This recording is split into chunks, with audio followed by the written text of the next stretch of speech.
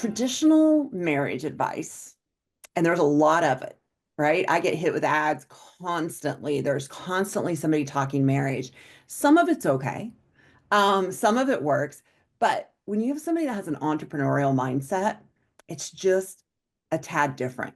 And I find that the traditional stuff does not work as well. Often, so there's two types of entrepreneurial marriages.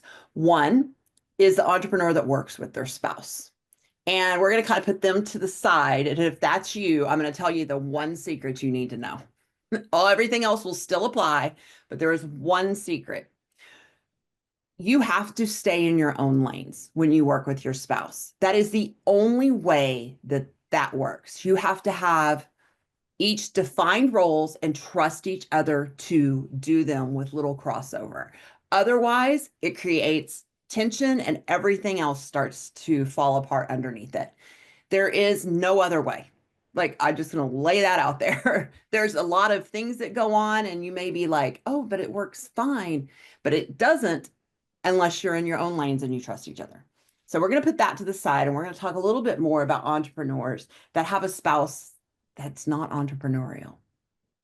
So, for me, I have a spouse that is an engineer, and he does not understand it all. As a matter of fact, for the last 3 years, we were in a mastermind where you bring your spouses around, but it is 100 entrepreneurs and their spouses. And he was one of 5 men, right? Like everybody's bringing their wives. He's one of 5 men. And he was like, I listened to all of this. I don't get it. I don't understand. So I started thinking about, well, what is the core differences in entrepreneurial marriages with somebody that's not? And a couple of things that came up in that is that they're not typical relationship dynamics. Entrepreneurs kind of live in this constant uncertainty and intensity. And weirdly, we love it. But weirdly, we really do like the chaos. We work well in chaos. But often the spouse does not, right? They don't get the chaos. They're not usually risk takers. And I'm not saying this is every scenario, but I'm saying the majority of marriages that I have seen, and I've worked with thousands in this area, the entrepreneur almost always, it doesn't matter if they're male or female, they almost always marry somebody that is not an entrepreneur and is not a risk taker. They don't get it. They will hear things from their spouse like, you work a lot, but you don't seem to be getting anywhere. And I think that spouses don't realize that they're trying to be supportive and saying you work too much for this outcome. Like, when's it going to take off? They want to know, when is the freedom coming? When is all of that coming? And they're not trying to be mean. They just simply don't get the risk-taking, uncertainty, and intensity in growing to the freedom stage. The other thing is that for the entrepreneurial business is personal. You don't just clock out. You carry it in your head, your heart, your home. Like, it is a constant thing in the background, no matter how much you try to turn it off. Often entrepreneurs have some type of ADHD. Most are undiagnosed. Most realize they have it. And they need something that I call a purposeful week. And it's different. I'm getting ready to actually, I've taught this in my private programs, but I'm getting ready in the next month to put this out publicly because traditional productivity doesn't usually work either. And we tend to make it hard, especially the visionary entrepreneur that has all the ideas and all the visions, but they're not real good at the implementation part of it. But we have to, because there's a lot of businesses, we are all the roles to begin with. Yeah. So you have to have this intentional week. And this goes into your marriage too, because if you have 10 life domains, and I think as entrepreneurs, we forget there are 10 life domains. There's your physical health, your emotional health, your spiritual health, financial health, your business, your marriage, your parenting, your adventure, your learning, like all the things.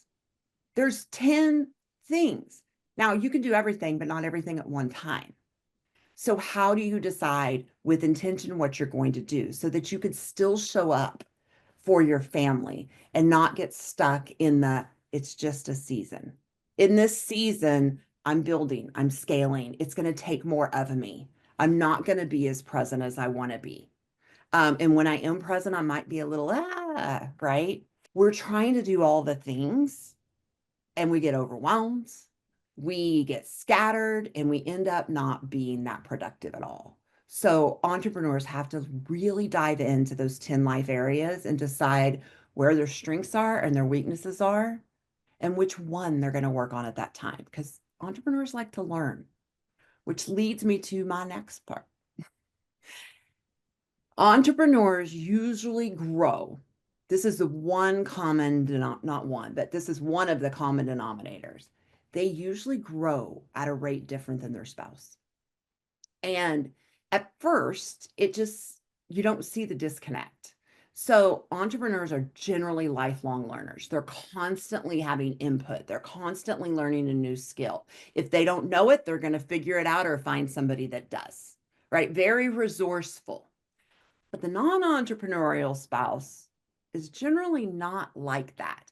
So the entrepreneur is learning like at a rate like this, which when you're learning, you're growing, right? Your mental health is growing. The things you know is growing. Everything around you is shaping your identity because entrepreneurship is all about who you are and what you do with it. So it hits your identity button. So you're constantly changing. Whereas your non-entrepreneurial spouse is kind of like this. They may have a little bit of it in them where they'll listen to a podcast or maybe read a book if you're lucky, but they generally just like to coast along in life. They don't want to rock the boat, so to speak, right? So they're kind of like hanging on to your speedboat while you're going 1,000 miles an hour and they're at the back hanging on for dear life, just it's happening, right? It does not feel comfortable. And they may be 1,000% supportive. But what happens when you're growing at things like this is a disconnect and you don't see it coming.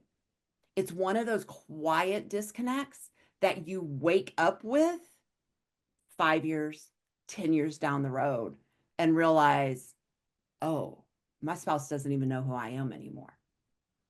Because one, you may have not shared all the change because we're just constantly in change, right? We're constantly up leveling.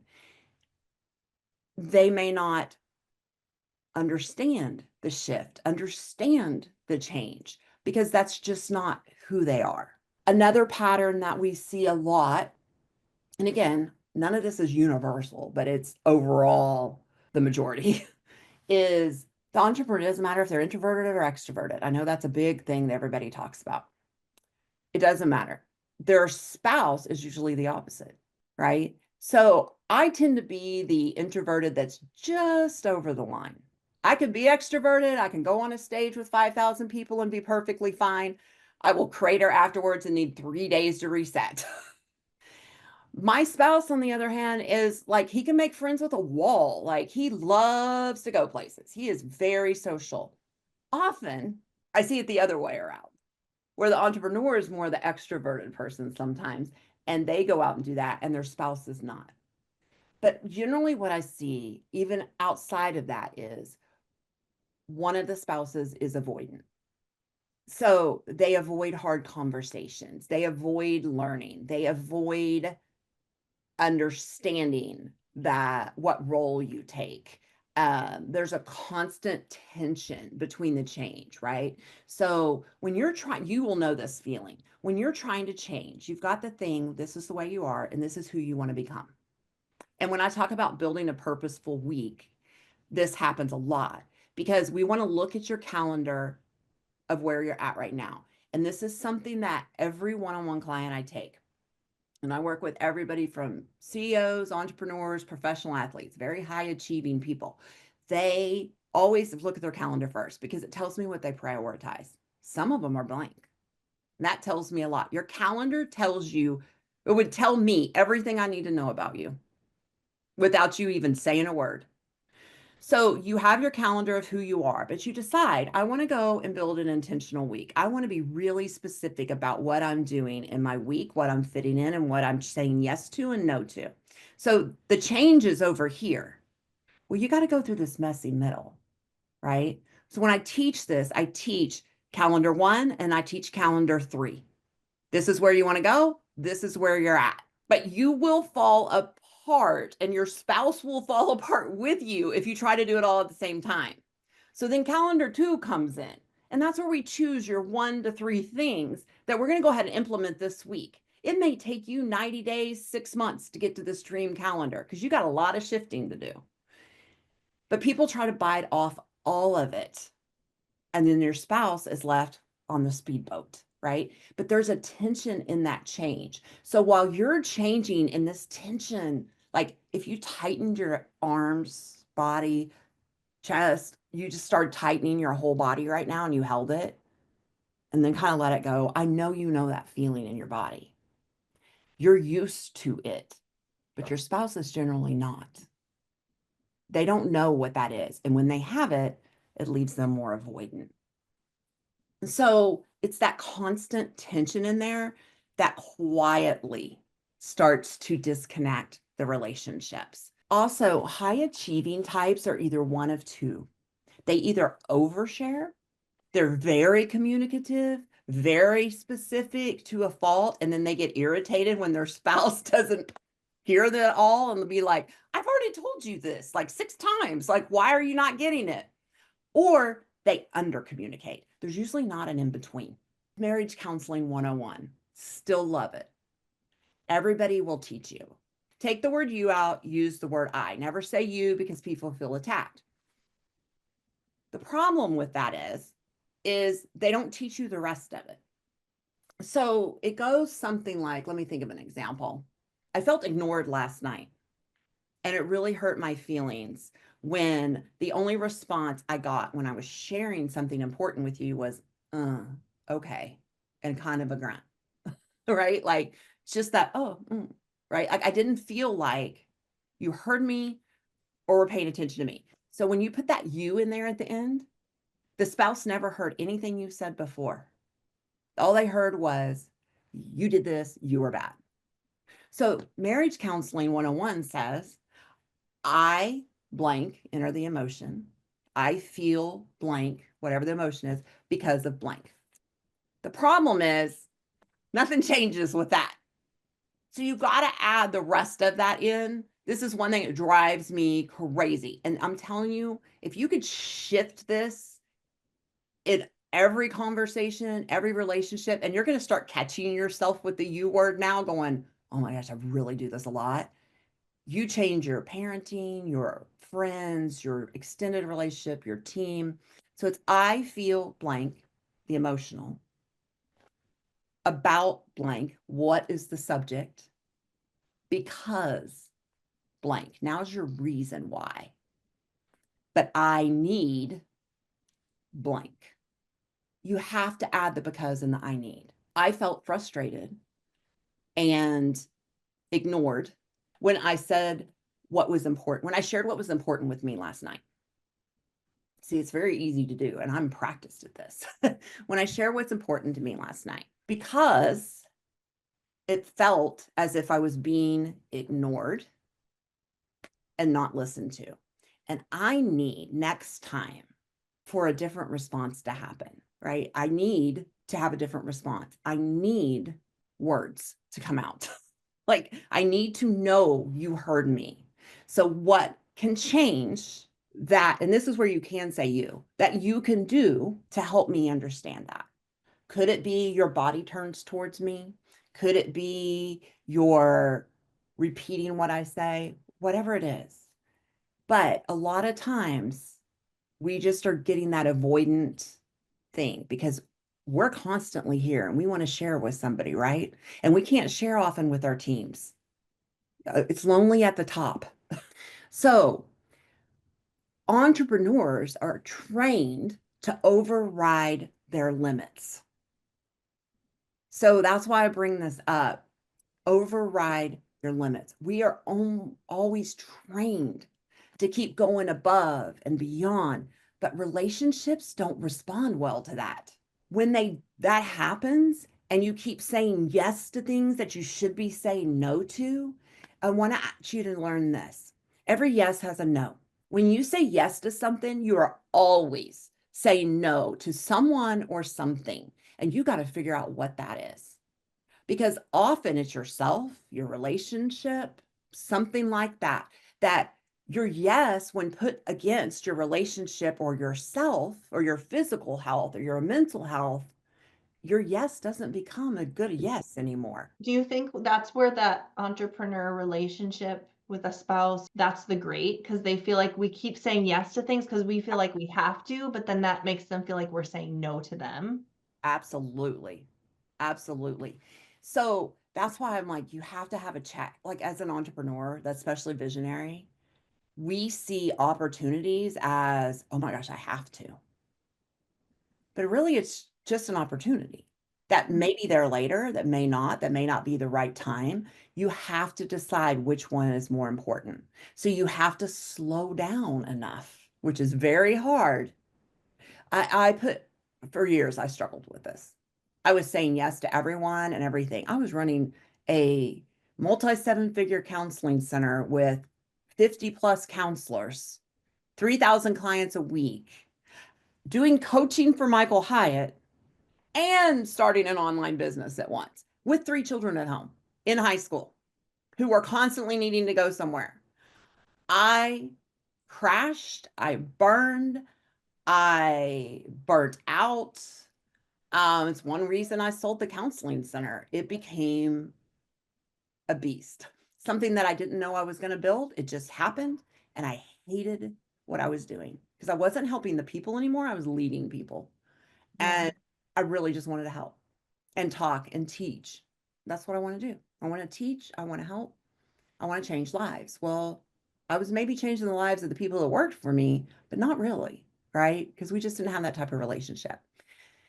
And I just said yes to everything and everyone.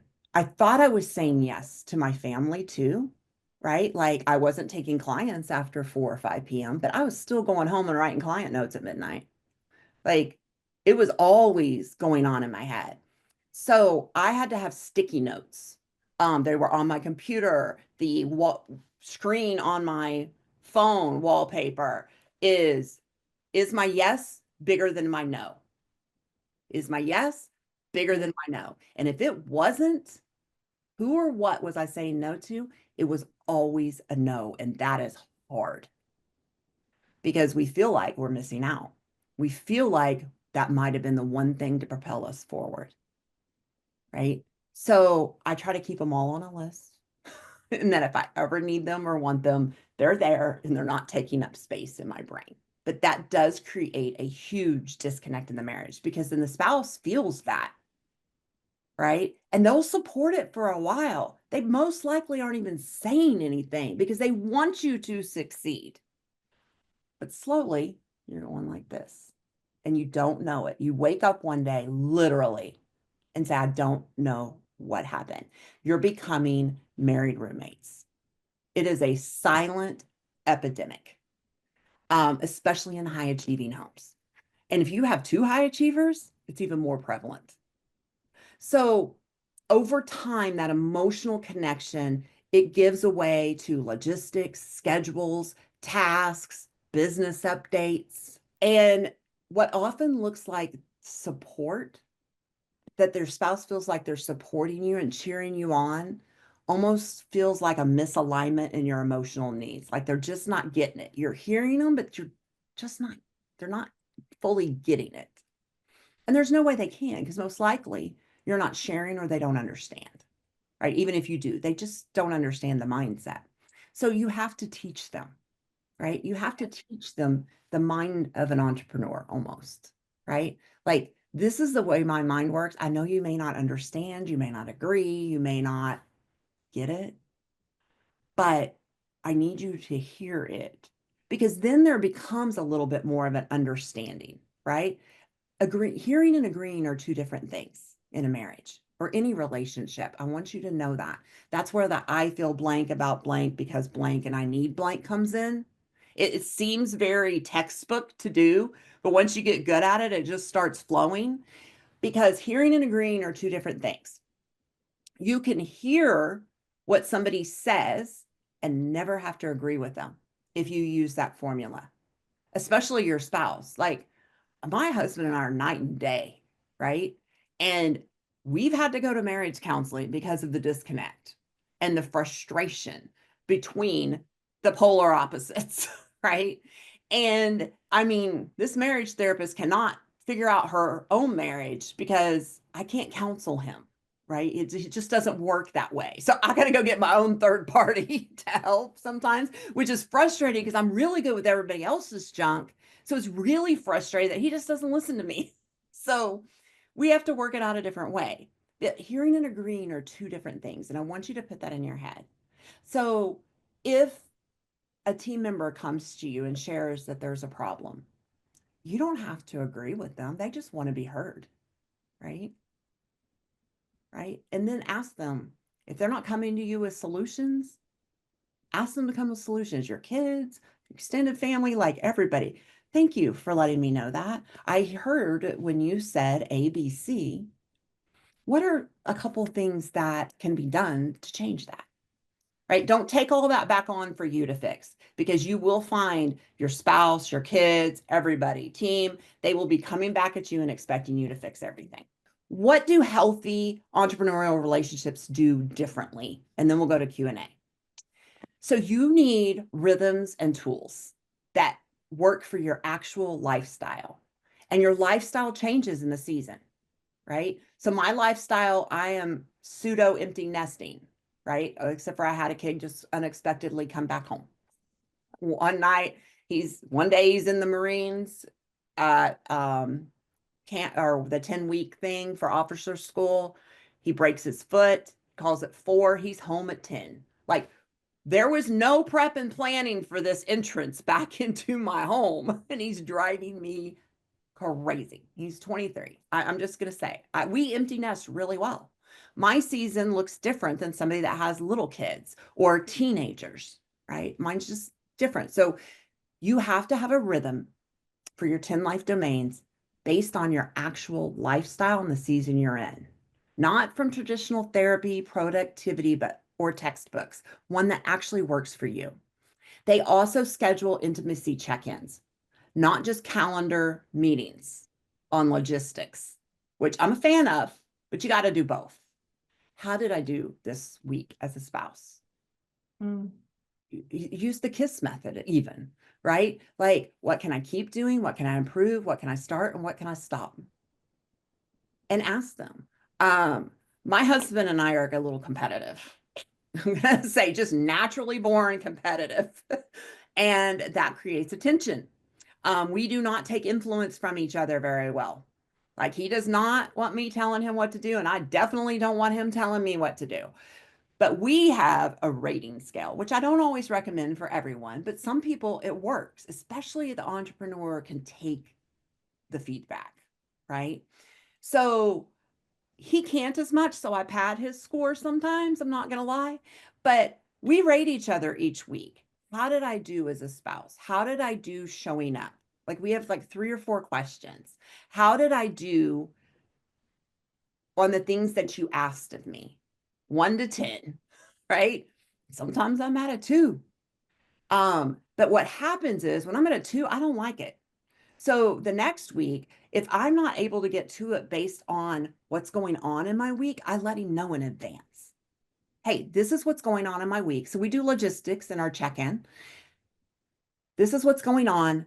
I'm not going to be doing dinner my 2 nights a week. Like if it's on me, it's DoorDash.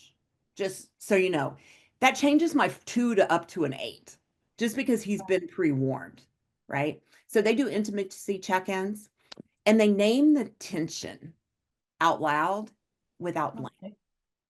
Okay. You're owning your tension. You're owning what you're bringing in. I'm really okay. So, for instance, real life example, this call. So I have been in Oklahoma, which is 8 hours away from me. I live in Houston for my youngest daughter's college graduation. This is my wild child. She's my extroverted, just like her daddy. She thinks everybody needs to go to the parties. And that was her request of us. I hate parties. I don't want to socialize with all those people. I don't want to be in the loud environment. I don't want to go where people I don't know. So it wore me out and it wore me down. And I kind of put my happy hat on because I was going to do it for her. But we were out until 1:30 a.m. before my older daughter put a stop to this on Saturday night. Like graduation was at 7. We started at 10:30 a.m. going to parties with this child. Like that is just who she is. She loves her people. And we still had an hour drive. So we didn't get back to the Airbnb for another hour. And we had thought we'd drive back on Sunday. And I'm like, I can't. I'm just going to trade her here. But I had told my husband in advance. We had 2 different cars. He came at a different time than me. I went up earlier. It's just a thing. So I said, you need to take our son back with you because I need 8 hours of silence in that car because I know I need it to reset. Even though I'm driving, I can reset because I have a call tomorrow at 10 and I got to come home and wash my hair and do all the things and I need to show up well. So these are the things that I have to do in advance to make sure I do. And he was perfectly fine with that. I actually left 2 hours later than them. I'm like, y'all go, I'm going back to bed. Okay. So that's how it kind of works in real life. You have to take the tension out loud without blame. If I hadn't told him that, he would Mhm. have, my husband wanted us to drive at the same time, to it's safer that way. I heard all the reasons why I needed to leave at 6:30 a.m. with them. And I'm like, I know, I can't. So he was fine. They work alongside you with personal growth. They don't wait to be healed first. I see that a lot. I'm fine just the way I am. Accept me for who I am. It's very frustrating to lifelong learners. So the other spouse does kind of come along with them with minimal personal growth, so you feel more connected. Um, they practice rhythmic connections, not just one-off date nights. Date nights don't fix a marriage. They often can make it worse, honestly, depending on what you're doing on that date. Um, there is connection points that are Sunday night is our connection point for the next week. This is what we have going on for most people. It didn't work for us. We do Fridays. Every Friday night, we go to dinner. We go to Mexican food, and that's where we do our weekly check-in so that we're prepared for the next week and we're not worried about it on Sunday night. We already know what's coming. And they protect that sacred time without it needing to be perfect. Mhm. So that's what they do that work. Okay, I talked a lot more than I thought I was going to. So now it's your turn. Bring it on. What you got? Yeah, ask Amy the hard questions. We can Come stop on. her today. We have a couple. There's a couple people on that are husband wife Yeah. entrepreneur duos, and then there's a couple gals that don't have a spouse, but they definitely have, like we all do, complicated family Yeah. dynamics of that relationship. Yeah. So yeah, I think this is just good, gives good practical thoughts. Anyone have questions specifically? And then there's a couple that have more of the traditional, Yeah. he has a 9 to 5 or she has a 9 to 5 and I'm the entrepreneur. Yeah. It's all over the board. So even though you have that, well, I was speaking a little bit to the non-entrepreneurial spouse, it's the same thing because generally when you work with your spouse, I think at the beginning I said, like, you have to be in your own lanes. Like I've done podcasts on this because you have to And stay. that's the number one thing. That's the number one thing. And you have to trust each other to do it. The tension comes when somebody tries to come in your business, right? In your lane. And Yeah. that's where it usually comes. But often one of them is a bigger risk taker than the other.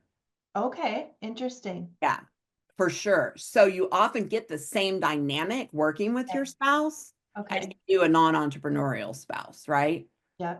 Um, a lot of times I see if the business takes off, the other spouse then comes in, Yeah. right? And they're not really entrepreneurial in their brain, right? They don't have the whole ADHD thing going on at the same time and liking chaos. So, Amy, would you say so? Like, my husband has entrepreneurial tendencies, like he would be entrepreneurial, but he's always worked more of a traditional job. I'm crazy entrepreneur lady.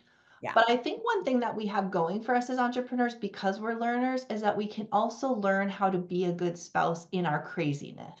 Like Oh, we have that advantage yeah. where I think we can be, if we choose, we can be more self-aware. Mhm. Maybe with how, like, can you speak to that a little bit? What could we do as like, I know how crazy I am. Like once in a while, Jim will say, can we just do one idea at a time? Just one. Yeah.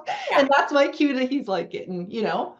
So what Yeah. are some things we can do as entrepreneurs to know, like be self-aware with how we might be impacting the dynamic? Yeah. Give them permission to tell you. Okay. Give And them not take offense. and not take offense. Give them permission to say, whoa, pause, slow down. Like I'm getting Yeah. overwhelmed, Yep. right? Like I'm stressed out right now for all the things you've got going on, and I can Yeah. do one at a time. So just having them give permission to them to slow you down. For instance, um, in my business at the counseling center, because I'm very visionary, but I can also implement, but I tend to go between the two. Your team will feel like they're on a roller coaster with you. And Yeah. the same for your spouse. So I gave my team, and my team now still has permission to say, hey, Amy, you told me to do project 1, 2, and 3. And today, this was yesterday, and see, it's already out of my mind. I've delegated it. Let's go. Like, why are you not done yet? And then Yeah. it's a week-long project. Today, you told me to do project 4, 5, and 6. I need to know where I'm supposed to do that. And often I'm like, oh, I forgot about all that because once I delegate it, it's out of my mind. Yeah. They can get whiplash. Your spouse can get whiplash as well from Okay. all the ideas because they're your person and you want to tell them, you're like, oh my gosh, I thought of this today and this today. So give them permission to stop you and pause you. You have to tell them that it's okay to do that. Okay. And they have to have success when they try. Okay. So there's two parts to this. Give them Yeah. permission and then give them the success when they try it. Which means you got to hold back if you're taking offense or you're feeling the flurries coming or the like, what do you mean? Like, Okay. what do you mean you can't handle it? So you have to give them success in shutting you down a little bit and just understand that. The other part of it is get really intentional. I keep saying that. Get really intentional about building your week. What are you saying yes to? What are you saying no to? Know your 10 domains. It's a free thing. It's called Yes, Thrive. everyone needs to take that. Yeah. I'll You note. took it, I think. Did you take Yeah. it? Yeah, I Um, did. yeah, we just changed it up a little bit. So that's called the thrivelifeinventory.com. Thrivelifeinventory.com. Yeah. And it measures you across the 10 life domains and gives you a baseline of where you're at. My one-on-one clients take it quarterly because it can change based on where you're at in the season and the year. Yeah. But it's good to know because it tells you where you need to work and where you don't. Right? Yeah. You can do everything, not everything at once. What's at stake if we don't figure this out, Amy? Because I Uh, think that might drive some more conversation too. what's at stake if you don't? Your marriage. This is where people usually show up to see me, is they have coasted along. They have felt like they were providing for their family. They felt like they were doing everything that they could do. And this slow disconnect just kept happening and happening and happening. And now we have got like a major ocean between us. Yeah. And I'm telling you, literally people will say, I don't know how we got there. Yeah. They just wake up and realize we don't know each other anymore because entrepreneurs are constantly evolving their identity and who they are, right? So you're in a constant state of change. And if they don't come along with the change or realize the change and you haven't shared it, because often entrepreneurs don't realize they're in that because it's Mhm. just natural. It's just constantly happening. So what's at stake is your marriage. And that divorce happens. There's a couple times in your marriage sequence where we see more divorces than not. And this is like studied across things. It's between 8 and 12 years. Like I call it the 10-year mark. Like if you, I could tell you how many of the thousands I've counseled that come in at 10 years. It's unbelievably high percentage. And the 25 to 30. And that's because our kids are gone. We focused on everything but our marriage. We thought it would still be there. We didn't make it as big of a priority. We might have come in and come out, come in and come out, but we didn't really, we're both changing. It's just at different Yeah. rates. Yeah. Yeah. Thank you so much. Incredibly interesting. So Ryan and I are married. We created this business. We have one son who's about to be 11, and our business is our second baby, and it's about to be, I guess, 8 years. And we have literally put everything into this business, as I think you probably hear this all the time. And so we're really good at all the stuff in our business, whether it's up or down. I think we've just driven all of our attention to it. And now the question is, how do we how do we make space for our, like, a relationship that doesn't involve us being work partners, doesn't involve talking about work? The last time we had a date for our anniversary, we were like, okay, can we do this? We're going to talk without talking business. I mean, I think we made it 10 minutes, which I think is pretty impressive. So I guess the question is, and I'm very, Ryan and I exact opposites. I'm very all over the place. I'm the ADD talking, but not organized enough to even know if I have one calendar where everything's in it. I have 4 or 5 and pieces of paper.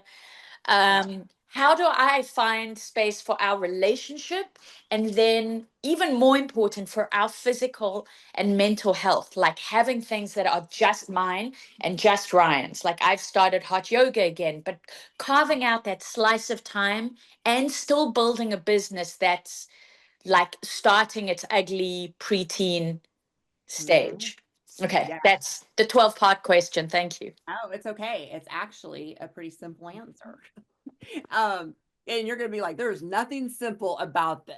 One is you're going to have to learn about boundaries, right? And boundaries for Mm. you, boundaries for him, to carve out that time and be like holding each other accountable for whoever brings up the business question. Because you guys are living, eating, breathing this business, which, okay, but that becomes all you talk about when your child Yeah, is gone in a few short years, unfortunately, yeah, fast, then you don't have as much to talk about outside of that. And you've got all the time. You've got more time, right? Because they're, yeah. and all of a sudden it's like we just fill it with more business. So for you, and this is why I'm getting ready to come out with this purposeful week and how to build it for the ADHD entrepreneur type, the visionary, because it will change everything for you. So a couple of things.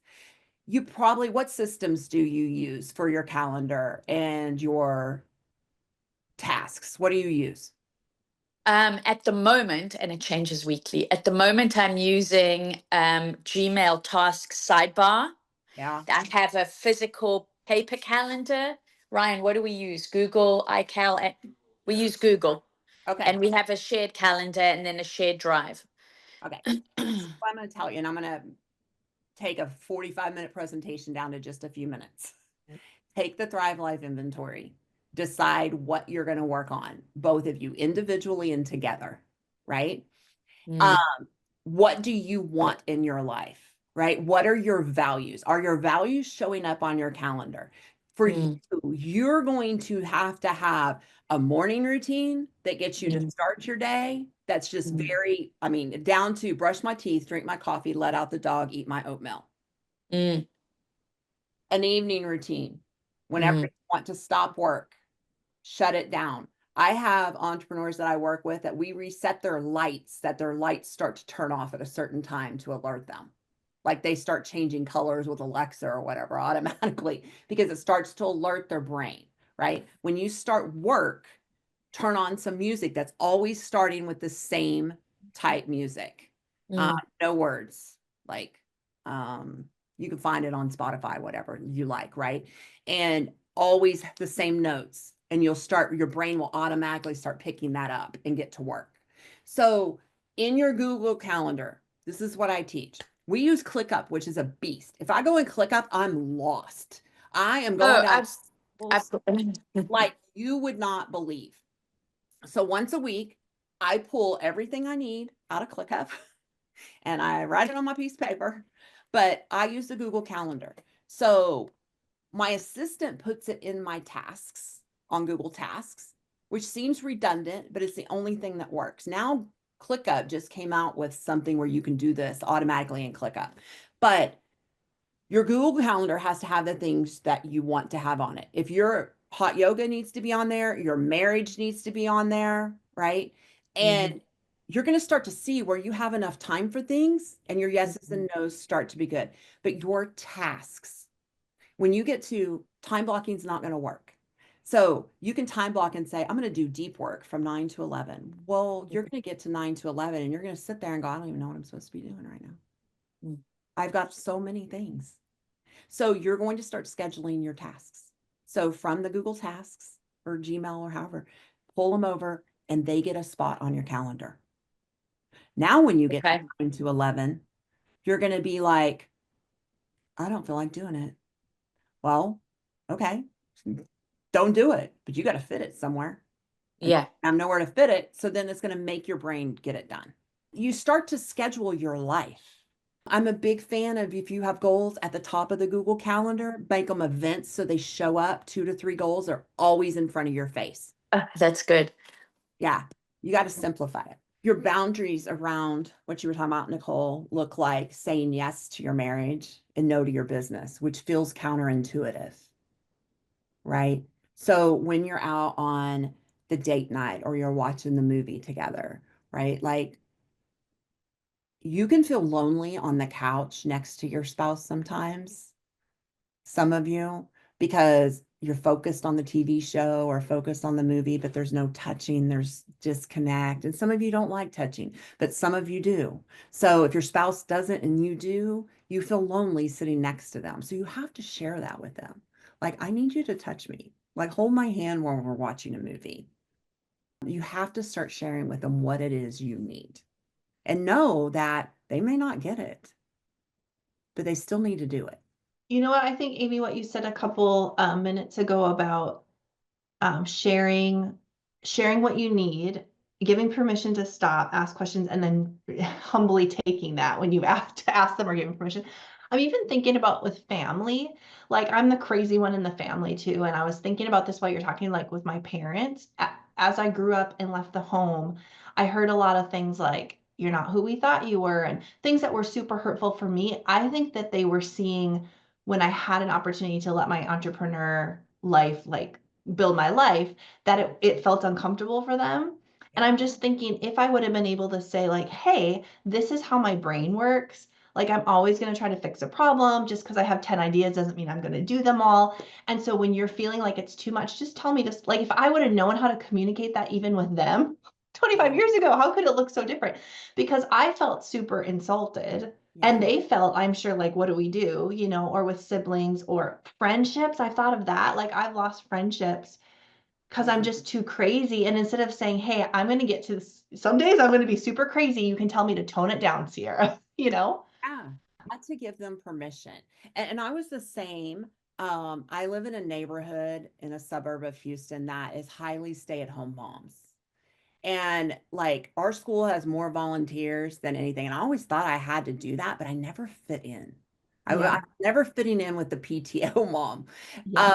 I did it, I faked it, put the smile on it, but I hated every minute of it. And I felt like the odd person out, like there was something wrong with me because I wanted to work. I did not want to stay home. I needed to have something to do. I have all these dreams, all these things. It doesn't mean my kids are less important. I stayed with home with them for a very long time, actually. But I always was growing or learning or going to school or something during that time. And you feel like the odd person out. So you have to find your friendship. Like I'm very selective about friends. now. Most of my good friends don't even live near me. I have one. And all my good friends I talk to on the daily live in freaking different states because I've met them through entrepreneur stuff and I feel so much more alive Yeah. and understood. So friendship wise, I'm very selective. Um, but parents, extended family, all of that, yeah, give them permission too to say, we don't understand you. Yeah. Like we don't we don't get it. Slow down. And also telling your spouse or them that I have 1,000 ideas. It doesn't mean I'm going to do them all. That is important to share. For my husband, he thinks I'm doing all of these, and now he's like, "No wonder you get nothing done." I'm like, "I'm really not. I'm just Yeah. about them." Just brainstorming. That was Yeah. just today's ideas. They go on my squirrel list. Okay, I got a squirrel list. It has like 1,000 things on it. I'll never get to. I think this is just such an important conversation because the mental side of what we do is so heavy as entrepreneurs. Heavy, lonely, also exciting. Like, Grace mentioned same thing with her. Like, we want to learn, we want to grow. It's discouraging. We feel like people don't care, but it's not that they don't care. They just don't know how to do what we're doing. Like their brain doesn't work the same. So I just think this is so important because when we're mentally healthy, our business is healthier too. Would you agree? Oh, absolutely. And when you asked me that earlier, and I thought of this, I was just like, oh, I'm not going to come back unless there's an opening. You said, what's at stake if you don't Yeah. figure this out? And I said, your marriage, but your business is also at stake. Because businesses, even though it may be doing amazing and you're not seeing it yet, when your marriage starts to fail or you start to feel a disconnect or there's major tension there, your business will start to decline Yeah. because of the energy and the stress it's taking, even if you're not addressing it and you're kind of ignoring it away, there's an energy that goes into that. And I work with a lot of entrepreneurs whose businesses start to go like this. And we've uncovered it's because their marriage was also feeling disconnected. Hmm. Yeah. When your marriage is thriving, your business starts to thrive even more. Yeah. It's so interesting. Very interesting. Any other thoughts, questions for Amy? I mean, she charges like $3,000 an hour, you guys. So you better think of a question to ask her. She's cheap today for the inventory genius world, but oh my goodness. And this goes for all high achievers. I mean, like you work with a lot of professional athletes and C-suite executives and really high pressure jobs. And yeah. Oh yeah, Grace. Grace, come Where on. do you? Grace is going to take advantage of your dollar deal today. Hi. Yeah, thank you. Sorry, I'm off camera right now. I'm moving around the office a little bit. But yeah, Amy, thank you so much for sharing. My question has to do with my kids, and I get this like immense mom guilt, and I have both of my kids now saying to me, like, you're always working even when you're at home. Like, you're already at work like so many hours a day. Why do you still have to work when you come home? I'm trying to, and they're 13 and 9. I'm trying to, carve out like specific time with them. Um, so that I can like make them both feel like seen and Right. heard. And I want to be like really integrated in their lives. It probably goes back to like working on the schedule, like you said. But any tips for me? Yeah. Your kids are mirrors of you right now. So what I mean by that is, especially at the age that they're at, a real wake up call for me actually was in preschool when my son said they asked for Mother's Day a bunch of different questions and like when does your mom look pretty? Oh, when she wears her purple shirt. What does your mom do when you're not at home? She works on her computer. What does your mom do when you're home? She works on her computer. Like it was a real wake up call for me because everything had to do with my computer. So kids, especially at the preteen age to teenage, they are getting into teens. So your kids' age, they are your mirror. So they're really holding a mirror up to you and saying, this is what we see. We see you working all the time. They're actually saying to you, and I say this all the love in the world, that they're worried about you. It's not so much that they feel that you don't spend time with them, because my guess is you do. They're worried about you, and they see the stress and they see the constant going. So I tell you to lay the mom guilt aside, because you're allowed to have a business, you're allowed to have a job, and you're allowed to do things outside your children, right? So one of the things that we often get wrong is we have mom and dad at the top of the org chart. If you had a business org chart, you're the CEO, you're at the top, everybody's underneath you. But with children, we usually let them come up and be our equals, or we let them lead the show and they're above us. So make sure your org chart is in order with where your kids are. And mom guilt's a real thing. What I would tell you is, you also said, I want to know what to do differently. You said something about bringing it home with you. So that tells me you're outside the house working, you're not working in the home. You have to have a work day shutdown routine. These are the things that I do every day when I shut down. I check my email, I check the systems, I check the inventory, whatever they are. It can take no more than 30 minutes. And you do them boom, boom, boom, boom, boom, because that signals to your brain, I am done at work. And I've owned retail stores. I used to own a scrapbook store. It can take over because that place is open till 9 and I am home with my babies, right? Like, I'm getting the phone calls. However, generally, they're not emergencies. We make other people's emergencies our own and feel like we have to be on call at all times. So I'm going to tell you that when you get home, you have a 2-hour period, maybe 3-hour if you can. Start with 30 minutes. Start with easy, but that you turn off the computer, you turn off the phone. And it's going to scare you. And it's going to feel uncomfortable. And you're going to feel like, oh my gosh, but what if? Try it for a week. My guess is if you start paying attention, the phone calls you're getting, you don't really have to answer right then. So you're saying yes in those hours to yourself and to your family.